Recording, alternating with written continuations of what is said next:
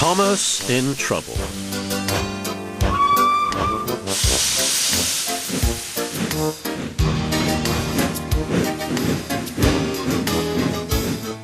There is a line to a quarry at the end of Thomas's branch. It goes for some distance along the road. Thomas was always very careful here in case anyone was coming. Peep, pip, peep, he whistled. Then the people got out of the way and he puffed slowly along with his trucks rumbling behind him. Early one morning there was no one on the road, but a large policeman was sitting on the grass close to the line. He was shaking a stone from his boot. Thomas liked policemen. He had been a great friend of the constable who used to live in the village, but he had just retired. Thomas expected that the new constable would be friendly too. Peep, peep, he whistled. Good morning. The policeman jumped and dropped his boot. He scrambled up and hopped round on one leg till he was facing Thomas. Thomas was sorry to see that he didn't look friendly at all. He was red in the face and very cross. The policeman wobbled about, trying to keep his balance. Disgraceful, he spluttered. I didn't sleep a wink last night, it was so quiet, and now engines come whistling suddenly behind me. My first day in the country, too. He picked up his boot and hopped over to Thomas. I'm sorry, sir, said Thomas. I only said good morning.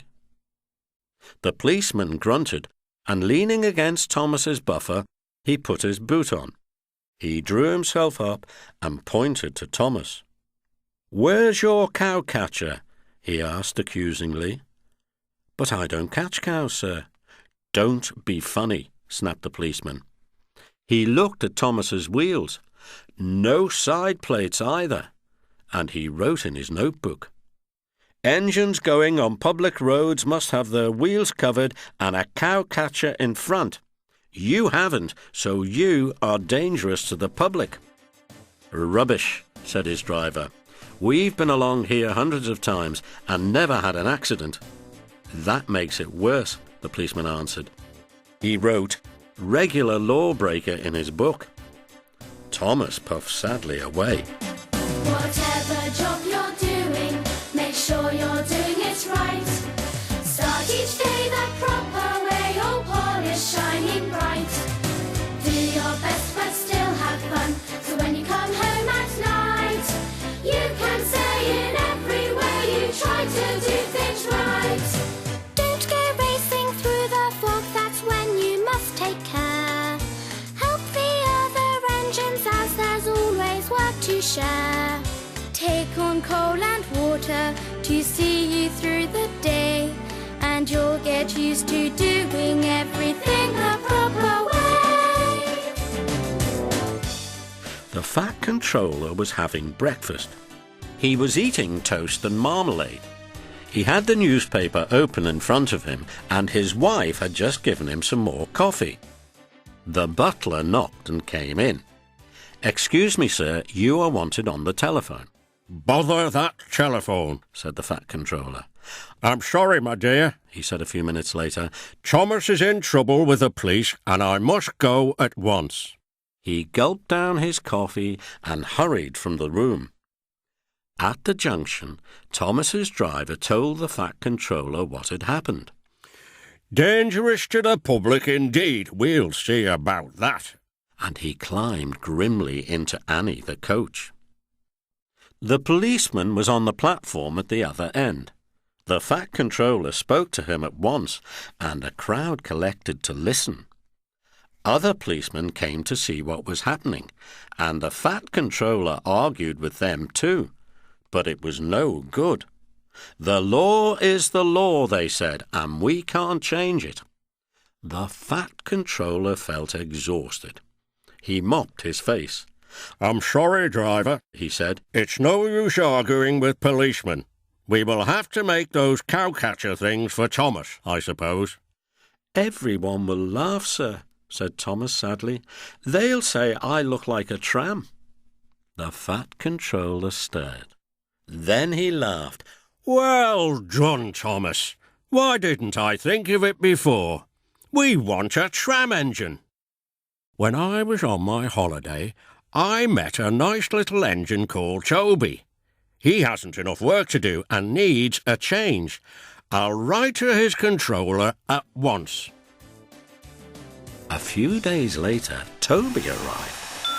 That's a good engine, said the Fat Controller. I see you've brought Henrietta. You don't mind, do you, sir? asked Toby anxiously. The station master wanted to use her as a hen house, and that would never do. No, indeed, said the Fat Controller gravely. We couldn't allow that. Toby made the trucks behave even better than Thomas did. At first, Thomas was jealous, but he was so pleased when Toby rang his bell and made the policeman jump that they have been firm friends ever since. Whatever job you're doing, make sure you're doing it right. Start each day the proper way, all polished, shining bright. Do your best but still have fun, so when you come home at night, you can say in every way you try to do things right. You can say in every way you try to do things right.